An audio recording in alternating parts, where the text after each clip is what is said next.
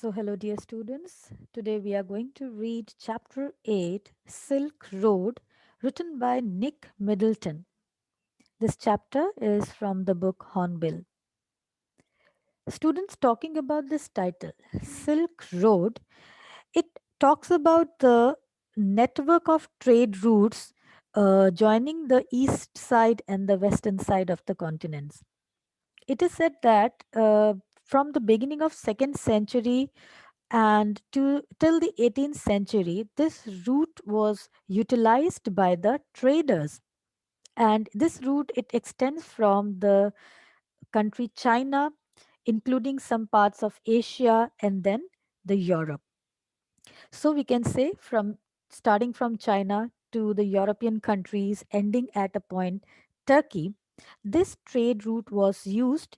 Basically, the trade of silk was made through this route, and thus this route it popularly came to be known as Silk Route.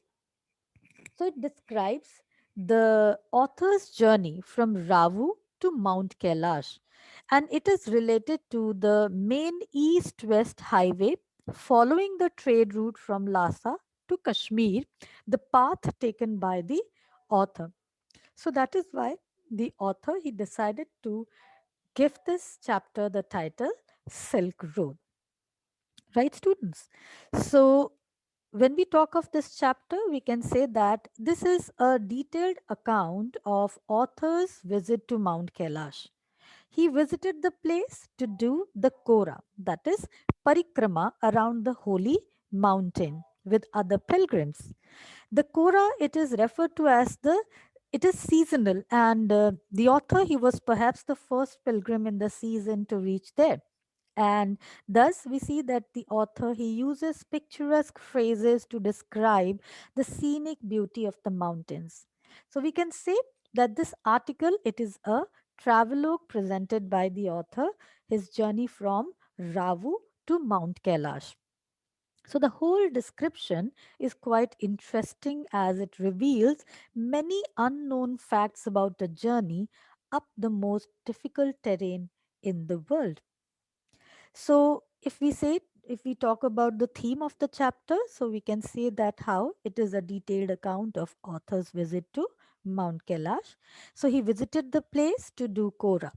Kora is a religious act performed by the Hindus and the Buddhists, and Mount Kailash is considered holy by the devotees. A Kora, that is the parikrama around this holy mountain, is considered to be very auspicious. Kailash Kora and its importance can be found in various works of Buddhist literature as well.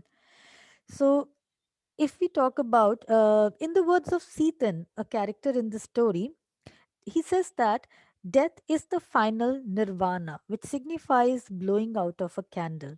The cycle of birth and death breaks with the attainment of nirvana, which is something desirable. So, people with this aim, achieving nirvana, they go for this kora, they perform this parikrama so that they can just end the cycle of birth and death. So, let's start reading the chapter Silk Road, written by Nick Middleton. A flawless half moon floated in a perfect blue sky on the morning we said our goodbyes. We is here the author and his driver, Seaton. So, a flawless half moon means a perfect half moon can be seen in the sky, in the blue sky on the morning hours. So, it is the time of dawn. So, as the protagonist, he was heading towards Mount Kailash to complete the Kora in the morning. He witnessed a beautiful half moon in the blue sky. Extended banks of cloud like long French loaves, glowing pink as the sun emerged to splash the distant mountain tops with a rose tinted blush. So, when the author looked at the clouds looked like French bread, which glowed pink because of the sun, which spread a slash of rays on the mountain tops. सो यहाँ French loaves, French bread की का जिक्र हो रहा है, जो bread होती है when you bake it, after baking the tint of the pinkish tint can be seen on the top crust of the bread. Similar kind of clouds could be seen in the sky at the time of the sunrise, so to splash the distant mountain tops with a rose tinted blush. Tinted blush here refers to the colors. That is, the clouds were pinkish in color with the spread of the sun rays on the mountain top. So it looked like a rose tinted blush. So जैसे गुलाबी जो रंग है वो आसमान में पूरा बिखर सा गया हो, and the clouds it also looked like having that tint of pink color in them. Now that we were leaving Ravu, Lamo said she wanted to give me a farewell present. So the author, he was at that moment in Ravu, and there this woman named Lamo, she said that she wanted to give the author a farewell present. So one evening, I had told her through Daniel that I was heading towards Mount Kailash to complete the Korah. And she had said that I ought to get some warmer clothes. So one evening, when the protagonist he passed a message to Lamo through Daniel that he was about to go to Mount Kailash to complete his Korah, she knew that the author he would be needing some warm clothes there. So she presented him this warmer clothes. So after ducking back into her tent, she emerged carrying one of the long sleeved sheepskin coats that all the men wore. So she gave him the gift, this long sleeved sheepskin coat, which is meant for men. वहाँ के जो लोग हैं, जो men हैं, they used to wear this long sleeved coat made of sheepskin. Thus, the author wore that skin. He happily accepted the gift and he wore it. So Seaton sized me up. Sized me means looking attentively. So Seaton sized me up as we clambered into his car. Ah, yes, he declared. Drogba, sir. So Drogba refers to a shepherd. So this coat, it was basically worn by the shepherds. So the author, he was just looking like a shepherd at that moment. So he looked at him very attentively while he climbed into his car. And he declared that, yes, you look like a Drogba, which means he referred to him as a shepherd of that region. We took a shortcut to get off the Changtang. Seaton knew a route that would take us southwest, almost directly towards Mount Kailash. So the author he wanted to reach Mount Kailash as soon as possible. So Seaton he decided to take a shortcut just to get off from the area of Changtang. Changtang is a part of Tibetan plateau. So they just wanted to avoid that route, and that's why Seaton he knew a shortcut to take him to the southwest. It involved crossing severely fairly high mountain passes. He said, but no problem, sir, he assured us, if there is no snow. What was the likelihood of that? I asked. Not knowing, sir, until we get there. So they took a shortcut to cut off the Changtang, the part of Tibetan plateau. As the driver, he knew the shortcut which took them to the southwest towards the Mount Kailash. So they had to pass high mountain passes.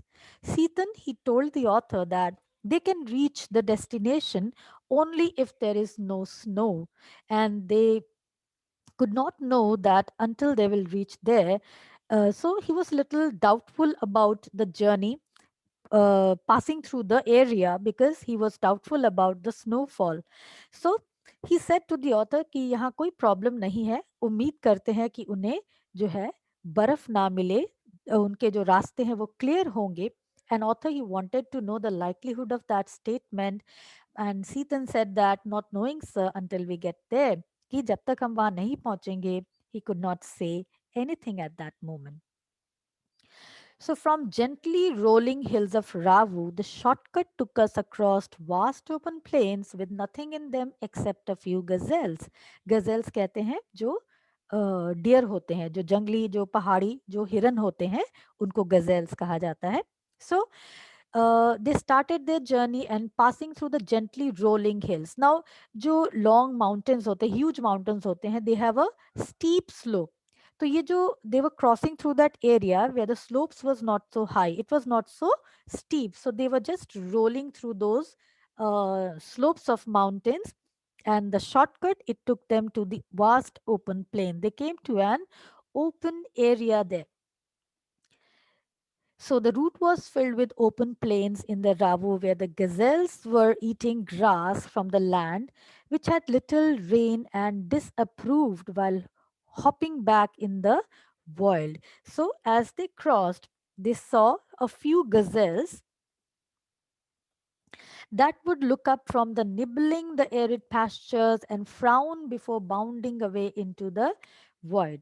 So nibbling means taking small bites. So those gazelles could be seen eating grass in that plain area, and it seemed as if the area, it was arid pasture, means there was very little vegetation, it was a dry pasture land, and these gazelles seemed to be disapproving their appearance, the appearance, that is, as the author, they crossed through that area, they could see the disapproved look in the eyes of those gazelle as they hopped towards the void. Void refers to the emptiness. Further on, where the plains became more stony than grassy, a great herd of wild ass came into view. So, as they moved forward, a large group of wild asses appeared. Seaton told us we were approaching them long before they appeared. Seaton, he was an experienced driver. So, seeing the cloud of dust from very far, he told the author that how a herd of wild asses was actually approaching them. So, Seaton told him that they were approaching the wild asses long before they appeared there. Kyang, he said, pointing towards a far off pile of dust. So Sitan, he pointed out a huge pile of dust which they could see from far, and he called it Kyang. Means in local language, Kyang, it refers to the wild asses. When we drew near, I could see the herd galloping en masse. En masse means galloping in groups. झुंड में gallop करते हुए नजर आए as the author. He drew nearer to the destination, so they could see a large group of animals progressing in a fast and uncontrollable manner, like they were doing some military exercise, and trail of dust filled the air. So the author says that wheeling and turning in tight formation as if they were practicing maneuvers. Maneuvers means refers to a series of particular movement on some predetermined course. So plumes of dust billowed. Billowed means swelled up. Here it means filled the air. So billowed into the crisp, clean air. So as the group of that animals, they approached nearer, they saw them progressing fast, and they were making some, you can say, a series of movement. They were wheeling and turning in tight formation, and thus they moved fast in an uncontrollable manner as if they were doing some military exercises. And as they crossed, they left a trail of dust behind them. It filled the air. So the air which was clean earlier, as the group of these kyang crossed from there, a dust billowed into the crisp, clean air. I hope up to this part, students, the chapter is clear to you all. Today we will stop here and we will continue tomorrow from this part. So keep reading, keep learning. Thank you. Have a nice day.